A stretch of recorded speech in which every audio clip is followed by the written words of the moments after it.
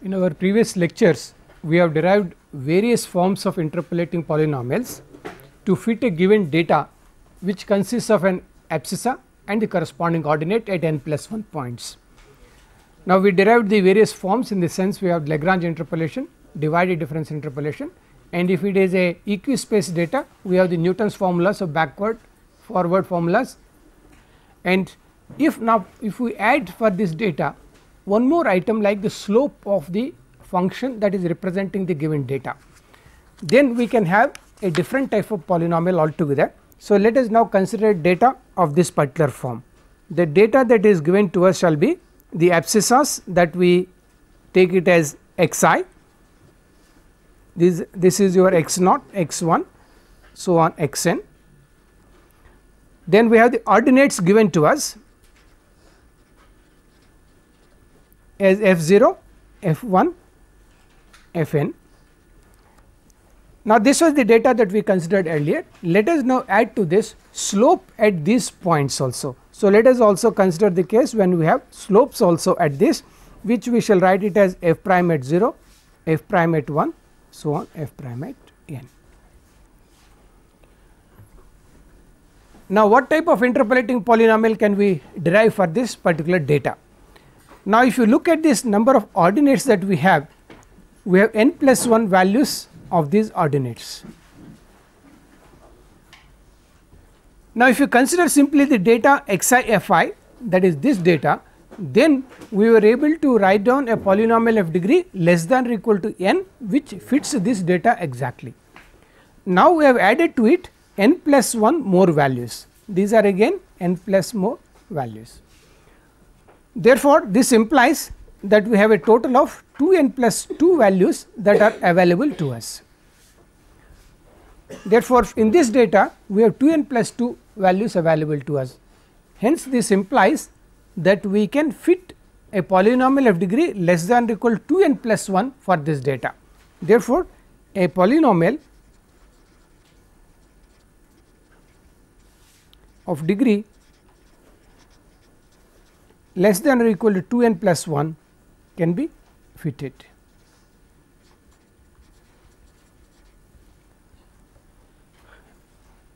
And the polynomial which does this job, we shall call it as a Hermite interpolation. So, we shall call this as Hermite interpolation.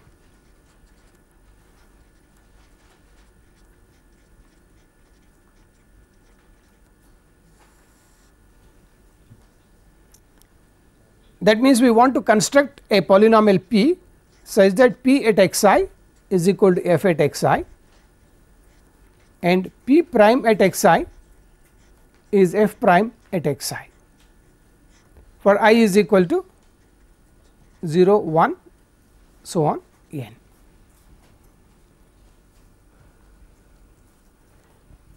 Now, we shall follow the procedure that we have adopted in deriving the Lagrange interpolation. Now, the interpolating polynomial must be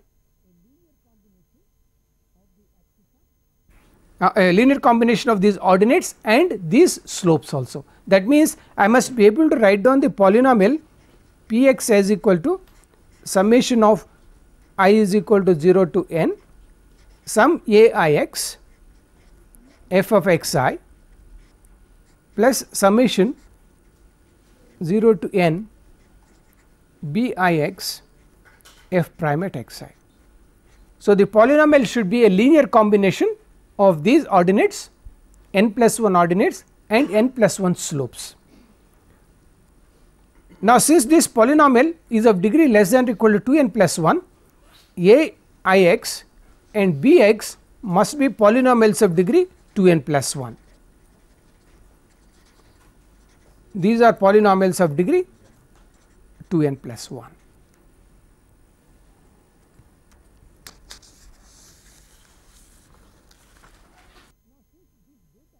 Since this polynomial should fit this data exactly, we can find out the conditions under which this approximation is possible for us. So, let us substitute xi here and see what we would get the conditions on ai and bi. Some xj, let us put xj, I is equal to 0 to n, ai xj into f x I plus summation I is 0 to n b I x j plus into f prime of x I.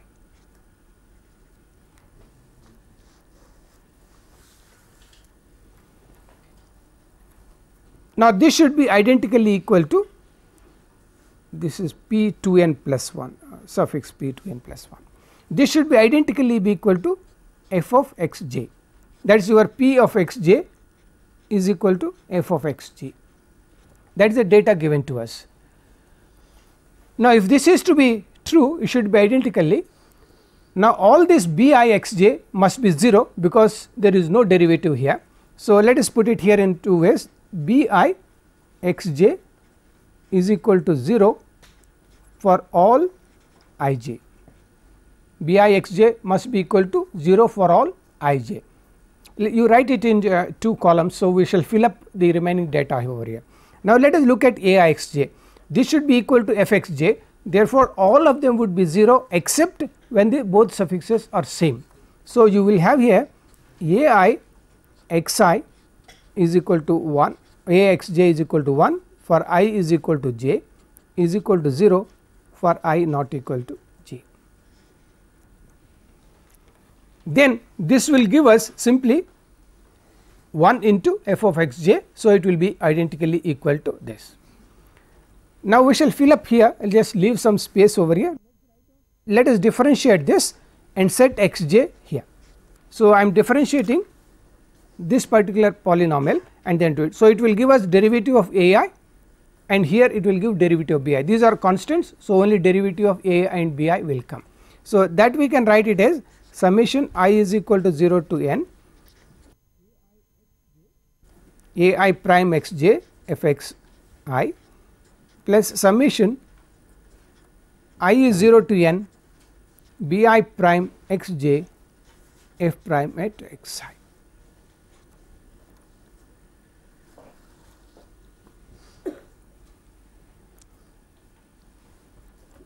Now, you can see that this should be identically equal to f prime of x j, because the interpolation condition is p dash x j is equal to f prime of x j.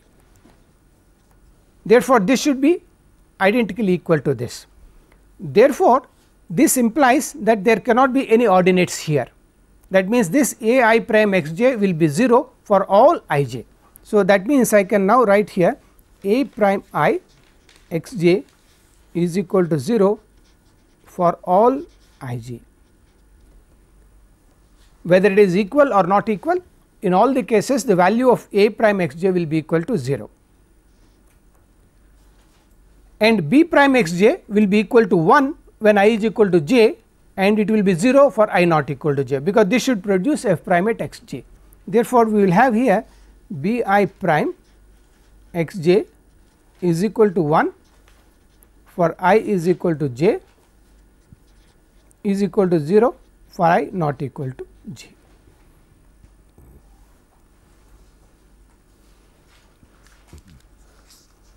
Now, we need to construct now a I and b I just as we have done in the Lagrange interpolation by looking at the property of a I and its derivative, b I and its derivative. Now, we remember that a I and b I are polynomials of degree 2 n plus 1. So, what we will do it, we shall take advantage of the Lagrange fundamental polynomials which are polynomials of degree n. So, if I consider L I square, this will be polynomial of degree 2 n, polynomials of degree 2 n, and this satisfies our properties that L I x j is equal to 1 for I is equal to j, L I x j is equal to 0 for, we know this property that L I x j is equal to 0 for I not equal to j is equal to 1 for I equal to j. Because of this property which is inbuilt for a construction of this, I shall use this L I square Lagrange fundamental polynomials in building this a I and b I. So, what I would do, since L I square is a polynomial of degree 2 n and ai bi are only polynomials of degree 2n plus 1, I need to multiply this only by a linear polynomial. That means, we shall assume that let ax is equal to suffix I, some suffix I you put it, ai plus bi into x minus xi li square x, and bix is equal to some ci di x minus xi li square x.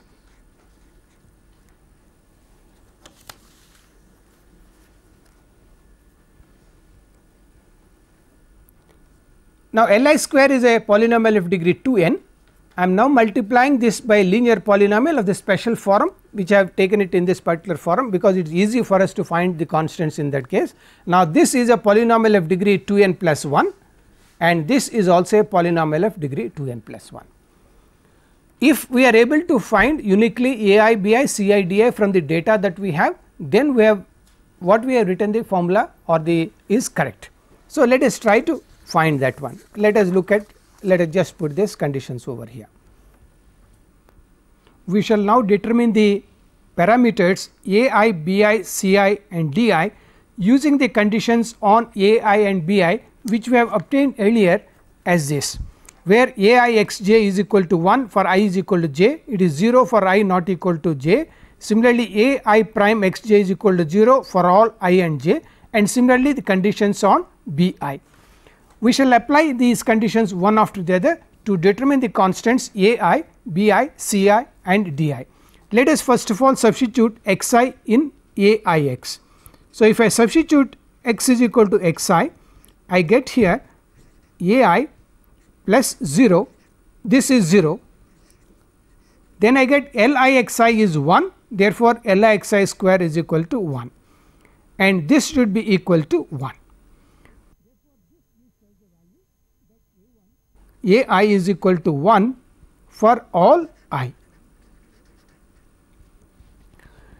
Now, we have determined the one of the parameters ai in this a capital AI. Now, let us differentiate ai, therefore, I will get ai prime of x is equal to, is a product of two functions. So, let us write this product as ai plus bi into x minus xi, derivative of this is 2 times lix li prime x plus the derivative of this gives us simply bi into li squared of x. Now, we have the condition that ai prime x j is equal to 0 for all I j. Let us now substitute and see here. If I put ai prime xi here, I would get here is ai plus x is equal to xi, that is 0, then I will have here 2 times lixi is equal to 1, I will have li prime of xi plus lixi is equal to 1, therefore, I will have here bi into 1, and the value of ai prime xi is equal to 0. That is the condition that we have here, that ai prime xj is equal to 0 for all I and j. Therefore, I can determine bi from here, therefore, I will have bi is equal to minus 2 times ai into li prime of xi, but ai is equal to 1, therefore, I will get is 2 times li prime of xi. Now, similarly, we shall apply the conditions on bi to determine the constant ci and di. Now, let us substitute x is equal to xi in bi of x. So, if I put bi xi, that gives me, I am now substituting here in this the, I am substituting x is equal to xi in this. So, let us keep this slide here, this is ci plus 0 li squared of xi, and this is equal to 1, therefore, this gives us ci into 1, but this is equal to 0, this is equal to 0. Therefore, we get ci is equal to 0 for all I. Then let us differentiate Bix. Let us differentiate Bix from here. So, I will have here Bi prime of x is equal to Ci plus di into x minus xi. Derivative of Li square is 2 times Lix Li prime of x plus derivative of the first one gives us di into Li squared of x. Now, we use the condition that Bi prime xi is equal to 1. So, if I put Bi prime of xi here, I get here Ci plus this is 0, that is 2 times Lixi Li prime of xi plus di into 1. Now, Bi prime of xi is equal to 1, therefore, this is equal to 1. Now, Ci is equal to 0, therefore, this bracket goes off and we are simply di. Therefore, we obtain di is equal to 1 for all I. Now, we have determined all the 4 constants. So, we can now substitute in the expression for Aix and Bix, that is this expression Aix and this. Let us substitute it and see what we get. We get Aix is equal to A1 minus 2 times x minus xi into Li prime of xi into Li squared of x. Now, this we have obtained it because we have got here Ai is equal to 1 and we have obtained Bi is equal to minus 2 times Ai Li prime of dash xi. So, we have substituted for Bi and this is x minus xi over here. Therefore, this is the expression in the brackets for Aix and outside the bracket we have Li square x. Similarly, we get for Bix, this is equal to, now C naught is 0 and di is equal to 1, therefore, I simply get x minus xi into Li square of x. And therefore, for the required polynomial Px is equal to summation of I is equal to 0 to n Aix f of xi plus summation I is equal to 0 to n Bix of f prime of xi. We call this as the Hermite interpolating polynomial. We call this as the Hermite interpolating polynomial. Interpolating polynomial which is of degree less than or equal to 2n plus 1.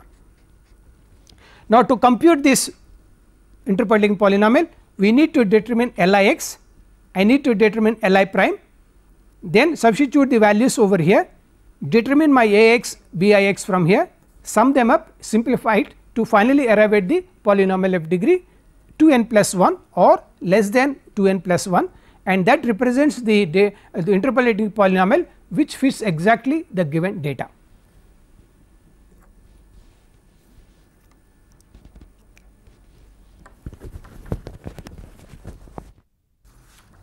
Now, let us take an example on this.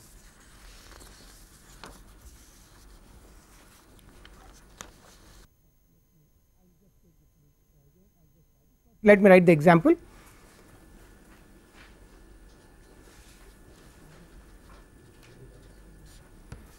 Now, construct an interpolating polynomial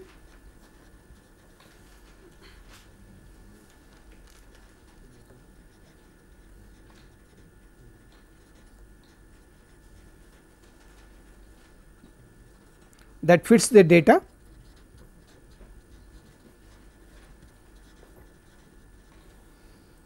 x, let us take only 2 points, f x is 2 values 2 ordinates and the slopes f prime x is 4 and 32.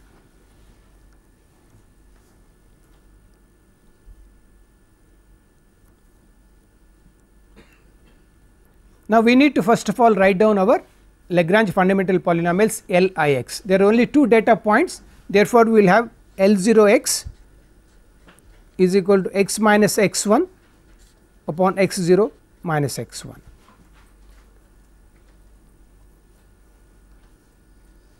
That is x minus 2 divided by 1 minus 2, that is minus 1, which is your 2 minus x. And we need the derivative also, let us differentiate it L0 of x also, let us write down x also, that is equal to minus 1. Here it is a linear polynomial, therefore, derivative is a constant, otherwise this would not be a constant. If we take more data points, it will be a function of x. Now, let us write down L1x, this is x minus x naught divided by x1 minus x naught, that is x minus 1 divided by 1, that is your x minus 1. We need its derivative also, let us differentiate it, this is equal to 1. Now, we need to find the quantities a naught a1, b naught b1 to use this particular expression. Now, we set I is equal to 0 in this to get a0 x. Now, we shall say set I is equal to 0 in a I x. Then we get a0 x is equal to, now we are setting I is equal to 0, therefore, I will get here x naught, this is L0 prime x 0, this is L0 square x. So, I will get here 1 minus 2 x minus x 0 L0 prime x 0 into L0 square of x. Now, I will substitute the values of L0 prime x 0 is minus 1, L0 x is equal to 2 minus x. Therefore, I will get here is 1, this is negative sign. So, I will write it as plus 2, x minus x naught is 1, L0 square is 2 minus x whole square. We can simplify and write this as 2x minus 1 into 2 minus x whole square. Now, set I is equal to 1 in a I x, we get, I am setting I is equal to 1. So, I will have here x 1 L 1 prime x 1 L 1 square x. Therefore, I will get here a 1 x is 1 minus 2 times x minus x 1 L 1 prime x 1 into L 1 square of x. Now, x 1 is equal to 2, L 1 prime of x 1 is 1 and L 1 x is x minus 1. Therefore, I get here 1 minus 2 into x minus 2, L 1 prime of x 1 is 1. So, I will have this as 1 and L 1 square of x is x minus 1 whole square, that is x minus 1 whole square. Therefore, this I will get it as 4 plus 1 5 minus 2 x into x minus 1 whole square. Now, set I is equal to 0 in b I x. Therefore, I will get b 0 x is equal to x minus x naught into L 0 square x. Again, our L 0 is 2 minus x. Therefore, this will simply give us x minus 1 into 2 minus x whole square.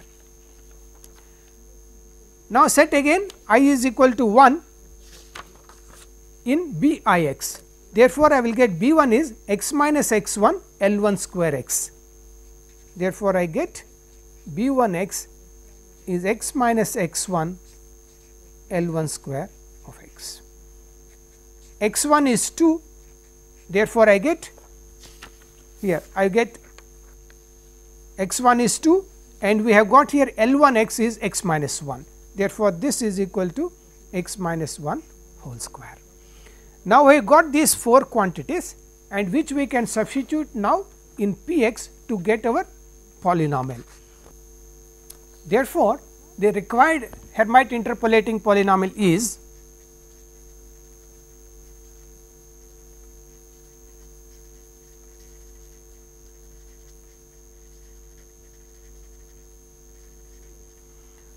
P x is equal to a 0 x f of x naught plus a 1 x f of x 1 plus b 0 x f prime of x naught plus b 1 x f prime of x 1.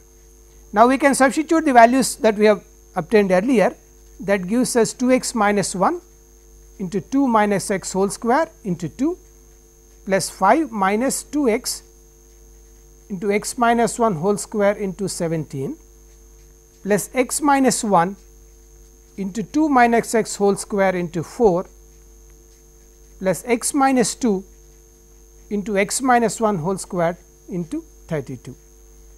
Now, we can simplify it and we get the result as 8 x minus 6 into 2 minus x whole squared plus 21 minus 2 x into x minus 1 whole squared. Now, you can easily verify that this fits our data exactly.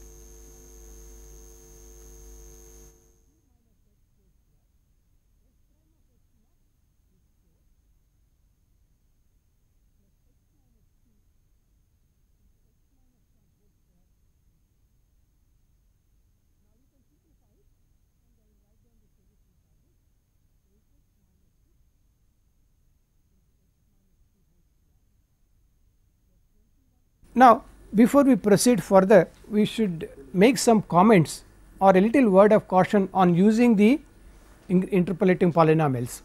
If a large data is given, say n plus 1 points, we can construct a polynomial of degree less than or equal to n to fit the data. But the data that we have got is usually from an experiment or from some observations. Therefore, if you are given a say 4 place accuracy table, the last digit of this is always due to round off error, because you are rounding it off is there.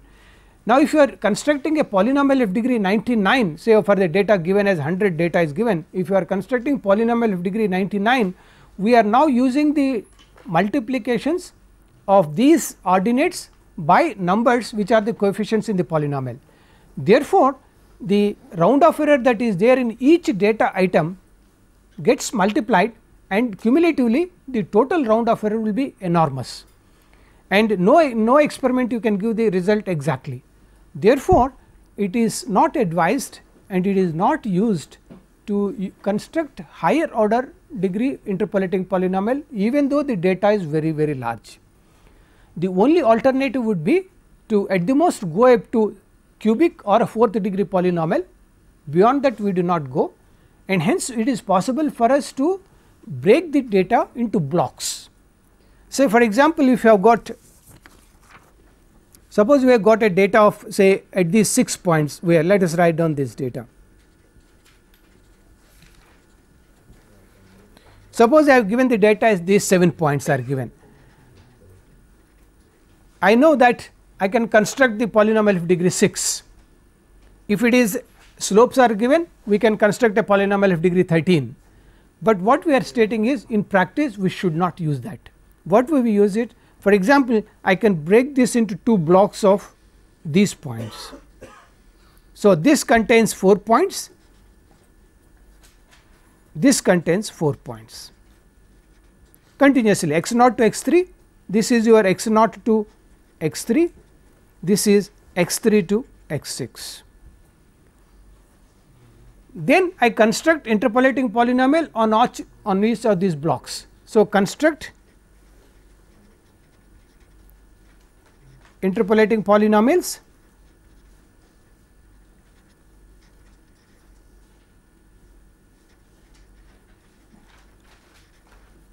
on each of these blocks.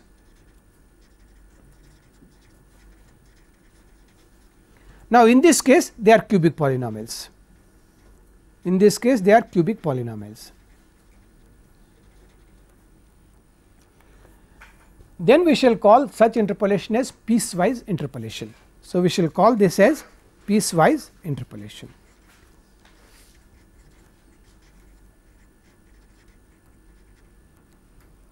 It has all the properties of the interpolating polynomial that we have discussed here, except that the entire data is being made into small blocks, and on each of them we are constructing a cubic polynomial. For example, 4 data points, if we are taking 3 data points, we will have here a quadratic, quadratic, quadratic. Therefore, we are going to write down the interpolating polynomial as something like, for example, here I would write this as Px is equal to some a1 x cubed plus b1 x squared plus c1 x plus d1 for x naught less than x less than x3, and I can put equal to, because we have taken the point in both, it is both of them are fitting exactly at x3, therefore, it is continuity at x3 is available for us. This is some a2 x cubed plus b2 x squared plus c2 x plus d2, x3 is less than x less than or equal to x6. Either put equal to here because both of them are going to be the same thing, that of course that p at x3 is equal to fx3. So, both of them would satisfy this. Therefore, in this way we can give for the entire data, we can say that for this first block this is the polynomial, second block this is the polynomial, third block this is the polynomial, and then use this piecewise interpolating polynomials for predicting the data values at any of the intermediate points. This is what we normally do in practice if you have a very huge data. Even though theoretically we can construct very high degree polynomial, but in practice we shall not be using it. Now, let us look at the second problem in this, that is your approximation.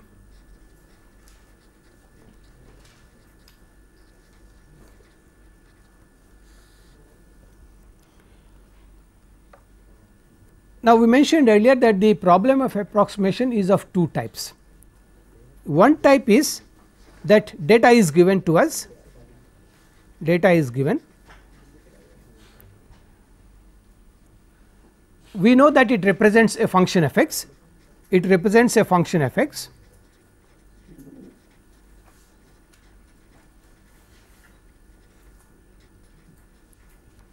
but without actually constructing this function f x, we would like to write down an approximating polynomial or a function which approximates f x for this given data.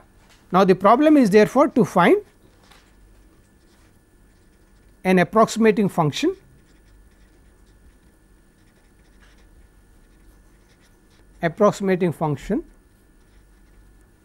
to f x without constructing f x.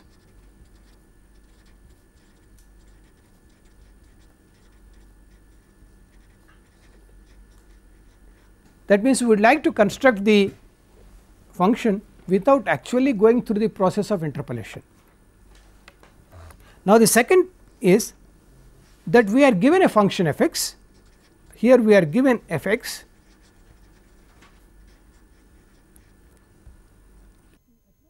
the problem is to approximate f x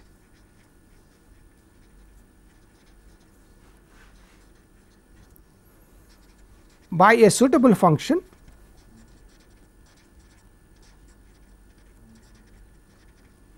What is this function? It could be polynomials or orthogonal polynomials, that is they are functions of polynomials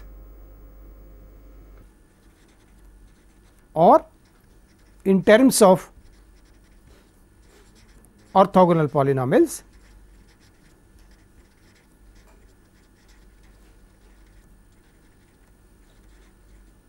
So that the properties of the function given to us, which was a complicated function, can be studied through these polynomials, because when once we write it in terms of an orthogonal polynomial, we know all the properties of the orthogonal polynomial implied there, and we can use those properties to say about the behavior or any other property that we need of the given function f x. Now, if we want to construct these two, first of all we must guarantee ourselves that such a representation in terms of polynomials or in terms of orthogonal polynomials is guaranteed for us, otherwise we are not sure whether what we are obtaining is correct or not. The answer for this is yes, we have a theorem called Weierstrass theorem, which states that if you have a continuous function over an interval a b, then we can always approximate it by a polynomial. So, that is known as Weierstrass theorem, which guarantees that what we are doing is correct and we will be able to get a unique polynomial from there. Let us define what is our Weierstrass theorem.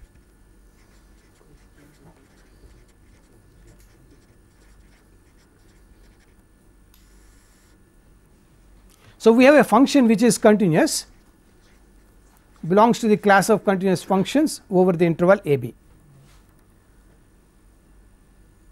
Then the theorem states, then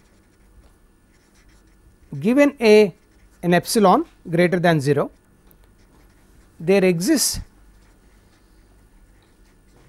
a number n which is a function of epsilon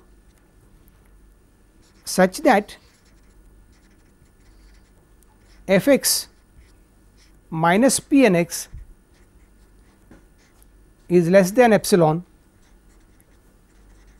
for all x contained in a b, where p n x is a polynomial of degree n, where this p n x is a polynomial of degree n.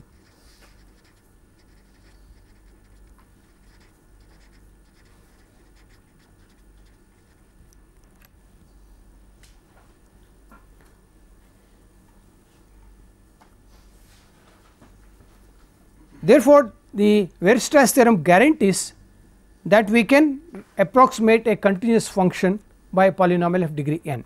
So, we will take this assumption that it is possible. Then how to construct this particular function using this particular the definition that f x minus p n x should be less than epsilon. Now, the problem is therefore is to how to find p n x. What we do is we take p n x in terms of some function f, that is polynomial or orthogonal polynomials, whatever that we given here. Therefore, f x will be approximating polynomial in terms of the variable x, and we introduce some constants c naught, c 1, c 2, c n, c naught to c n. That means, what we are essentially writing here is some c naught phi naught of x plus c 1 phi 1 of x plus so on c n phi n x.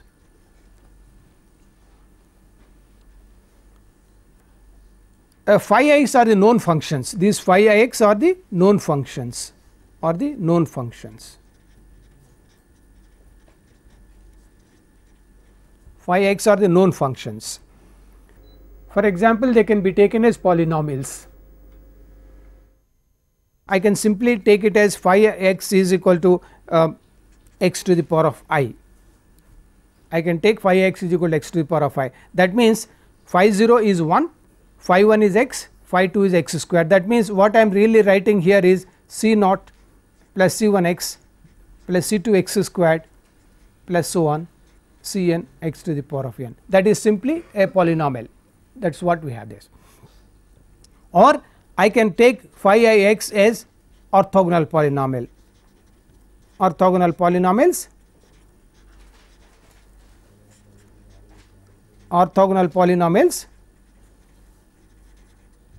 which are orthogonal with respect to a weight function, orthogonal with respect to sorry, with respect to a weight function.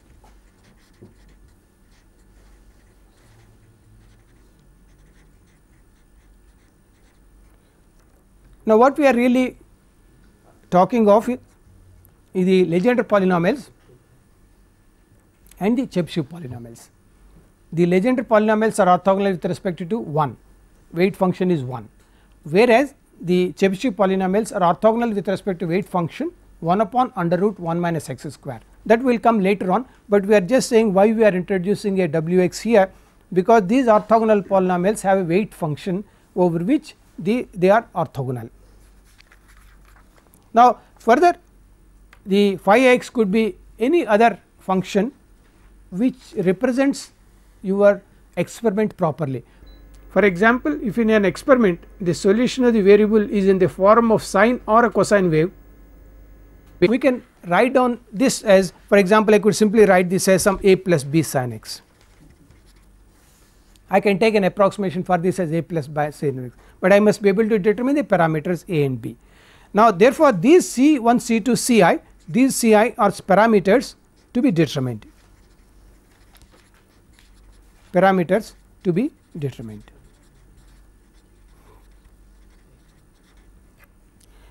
Now we must give the rule under which these parameters can be determined.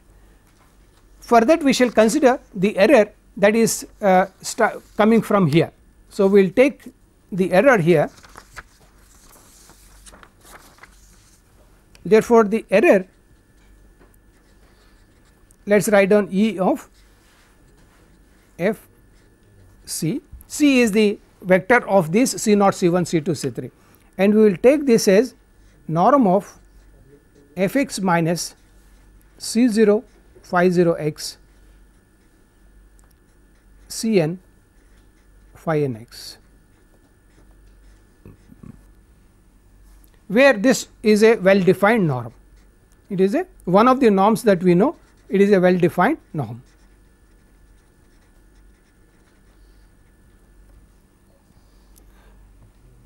Now therefore the problem reduces to how do you find this Ci. Therefore the problem is to find Ci,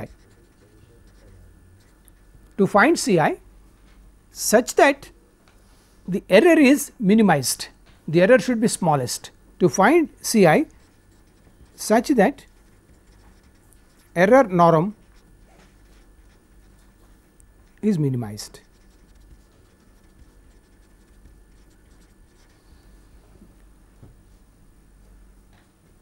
That particular approximation for which error is minimized, that means that particular approximation, this approximation for which this error is minimized shall be called as the best approximation. So this shall be called as the best approximations.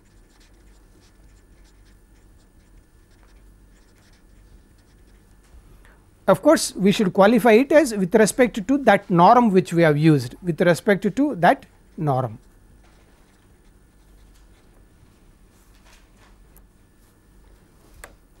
Now we have specified how, what we mean by this error, what are the things that we have to do. We have to find Ci such that error norm is minimized. Now the next step we shall define is what is norm. We have earlier given a number of definitions of norms, of which we shall use two of the norms. One norm that we shall use is the Euclidean norm, Euclidean norm. Now let us define what is this Euclidean norm. Let us suppose we are given a data, then we shall define this norm as norm of x is equal to summation of magnitude of xi square to the power of half. So we are taking the summation over the all the elements, magnitude of xi square whole to the power of half.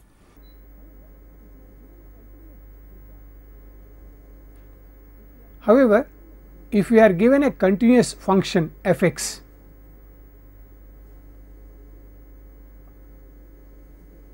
then we define the norm of f x as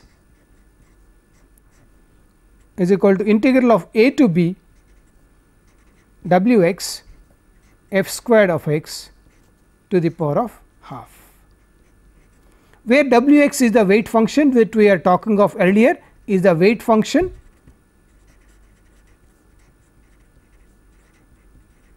and which is greater than 0. So we can use this definition of Euclidean norm to obtain the values of the constants that we have just now defined in the error. In this case we would get what is known as the least square approximation. We obtain the least squares approximation if I use this particular norm and determine the constants Ci such that this norm is minimized. Now we use another norm which we shall call it as uniform norm. Uniform norm. Again, if you are given a data, I would define norm of x is equal to the largest element in magnitude maximum of xi of xi. And if you are given a continuous function, again if you are given a continuous function, then we define this as norm of fx is equal to maximum in the interval a to b of magnitude of fx. Now we use this either for the data, discrete data that is given, or if we are given a continuous function. Now if I use this particular norm to determine the constants Ci, then what I would get is known as the uniform approximation. We get uniform approximation in this case. Now in our next lecture we shall see that how we are actually apply this minimization problem, that is the minimization of the norm to get least square approximation, or minimize these norms to get the uniform approximation, and thereby construct a polynomial or a function in terms of the orthogonal polynomials which gives us the best approximation, Okay, thank you.